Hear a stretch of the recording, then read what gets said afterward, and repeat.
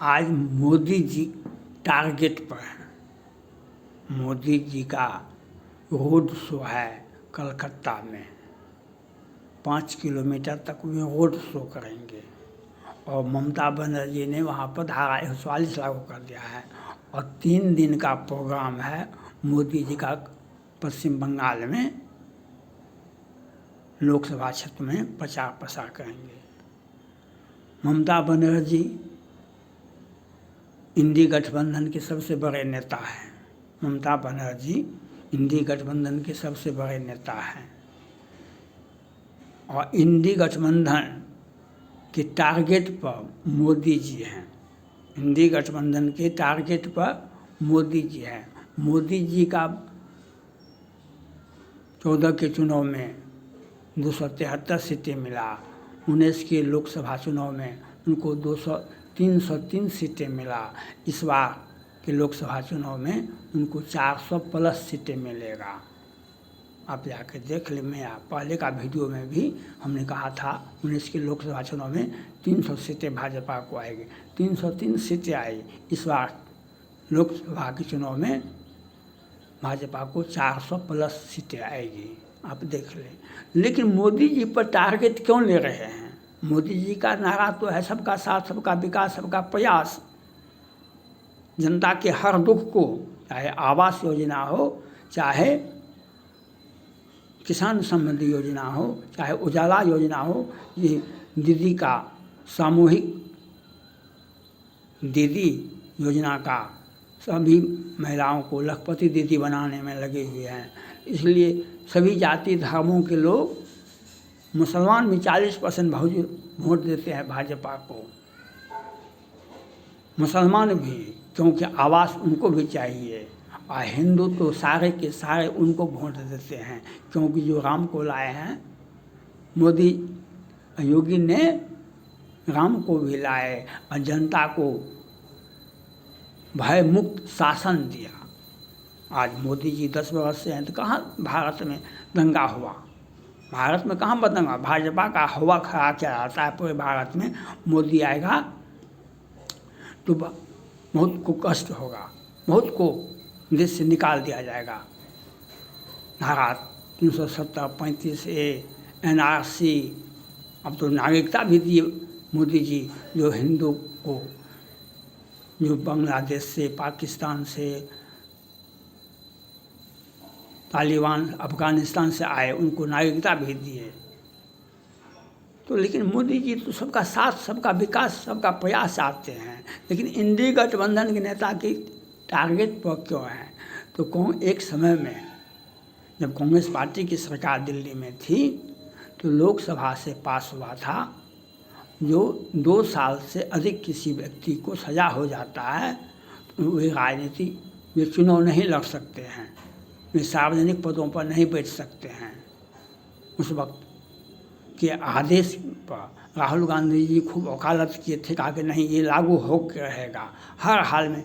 तो जब लागू हुआ तो बहुत सारे राजनेताओं का राजनीतिक करियर समाप्त हो गया, बहुत सारे राजनेताओं का राजनीतिक करियर चौपट हो गया, बहुत सारे लोग चुनाव नहीं लड़ सके, 2 वर्ष से अधिक हो गया। तो वह तो हुआ उस वक्त।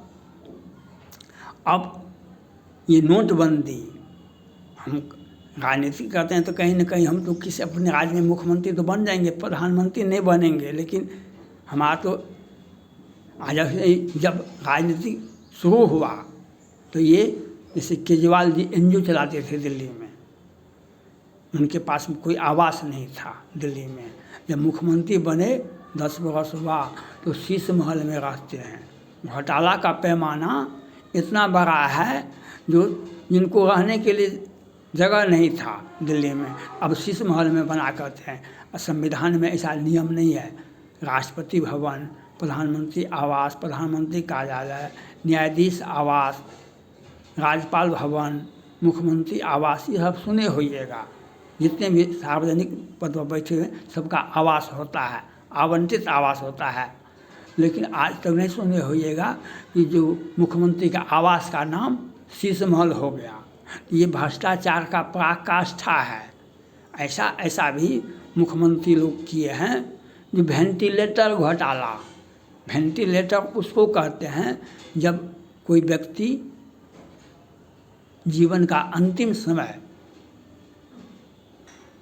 अंतिम समय होता है, उसे सांस लेने में वेंटिलेटर का सहारा दिया जाता है, किसी तरह से वह रिकवरी करे, किसी तरह से उसका सांस जीवन लौट सके। और वेंटिलेटर पर लोगों को अंतिम सुविधा दिया जाती है। लेकिन ऐसा भी हम देखे हैं कि वेंटिलेटर घोटाला भी हुआ है। ऐसा मानवता जहाँ पर है वहाँ पर ऐसा नहीं होता है, वेंटिलेटर घोटाला नहीं होता है। कफन का कोई चोरी नहीं करता है, वेंटिलेटर में घोटाला नहीं। वेंटिलेटर घोटाला भी हुआ है, हमने देखा है। वेंटिलेटर घोटाला भी, दवा घोटाला भी हुआ है। और ऐसा भी होता है, पुलवा गिर जाता है 2000 को 4000, तो पैसा गिरता नहीं है, गिराया जाता है। वेंटिलेटर घोटाला होता नहीं, उसमें घटिया सामान ले लेंगे हम तो उसमें कमीशन हमको आ नहीं जाएगा। केजरीवाल जी चाइना से सामान खरीदे, CCTV फुटेज फलना चिलना बहुत था, क्या 1000 करोड़ का तो घोटाला, तो पैसा आया तब न वो शीश महल बना। शीश महल बनाने वाले पदाधिकारी का भी अपना 10-10 करोड़ का घर बना, 5-5 करोड़ का घर बना है। आपका घर हम काहे बनाएंगे? न घोटाला किया तो उस अपना पदाधिकारी भी अपना घर बना लिया। तो अब इंडी गठबंधन के यहाँ तो सारे के यहाँ पैसा का पहाड़ निकला।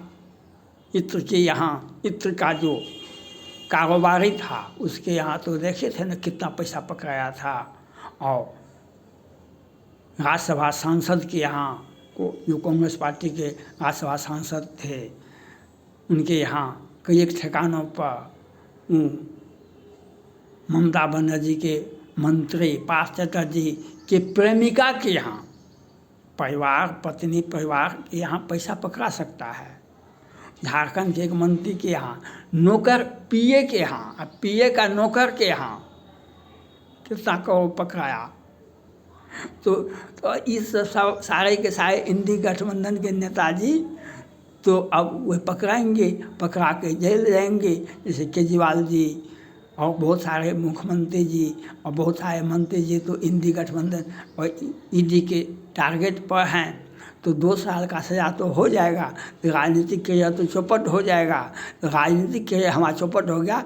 ये कानून मोदी जी ने नहीं बनाया, लोकसभा से पास नहीं करवाए, ये कांग्रेस पार्टी की देन है।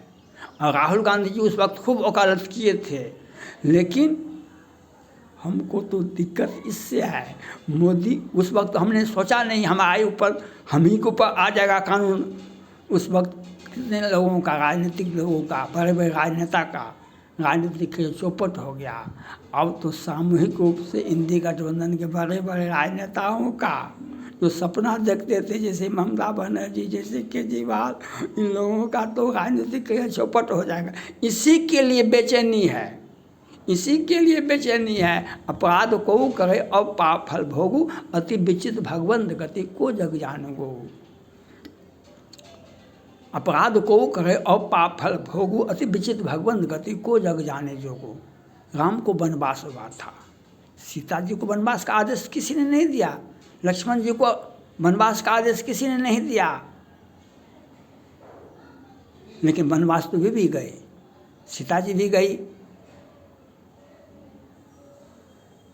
तो इसलिए कानून बनाया कांग्रेस पार्टी ने, लागू किया राहुल गांधी ने, और पीड़िता हो रहे हैं इंडी गठबंधन के नेताजी, पीड़ित हो रहे हैं इंडी गठबंधन के नेताजी जो अपने अपने राज्य में हैं। उनको अब कष्ट हो रहा है कि हम तो राजनीतिक कैरियर ही चौपट कर देगा मोदी जी, राजनीतिक कैरियर ही हमारा चौपट कर देगा। हमको तो कुछ सोचना नहीं पड़ता है क्या हो गया हमारा राजनीति। हम तो सपना देखते थे, मैंने पहले कहा था राजनीतिक और वेंटिलेटर घोटाला, दवा घोटाला, पुल घोटाला और बड़े बड़े पहाड़ जैसा पैसा पकड़ाना इंडी गठबंधन के सारे नेताओं के पास में है, बहुत सारे लोगों के पास में है। तो वह तो पैसा पकड़ा जाता है। पैसा पकड़ा गया है तो ईडी वाले को सुप्रीम कोर्ट से सेवा विस्तार हुआ और उसका तो अब वो तो पकड़ेंगे, कार्रवाई कर रहे हैं, तो इसमें तो बहुत सारे लोगों का राजनीतिक खेल चौपट हो जाएगा। ये तो कार्यकाल आज का है, लेकिन नियम तो कांग्रेस पार्टी का देन है। कांग्रेस पार्टी ने इस नियम को बनाया। मोदी जी कभी लोकसभा से पास नहीं करवाए, कभी लोकसभा से पास नहीं करवाए। 2 साल से अधिक अगर सजा होती है तो आपका राजनीतिक चौपट हो जाएगा। ये कांग्रेस पार्टी के देन है। राहुल गांधी जी उस वक्त खूब वकालत किए थे, कहा कि हर हाल में लागू होगा, लेकिन ये तो कांग्रेस पार्टी की देन है। लेकिन पीड़िता हो रहा है इंडी गठबंधन आज का।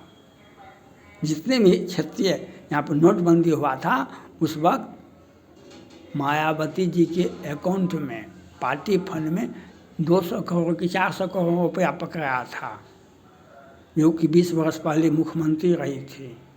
आज हर पार्टी वाले को पार्टी को देखिए, क्षेत्रीय पार्टी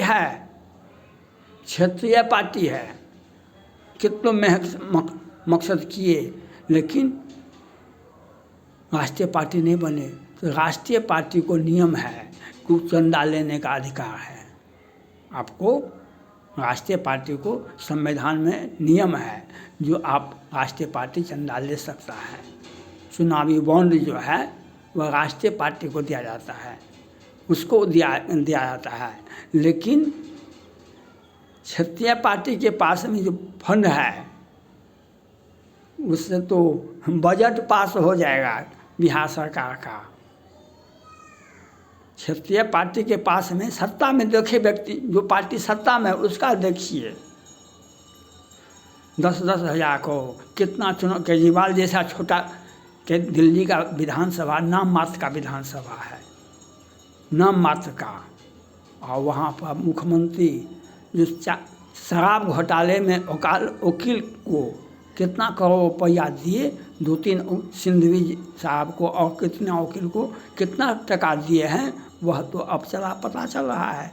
जो NGO चलाते थे सत्ता में बैठते ही शीश महल बना के रहते हैं।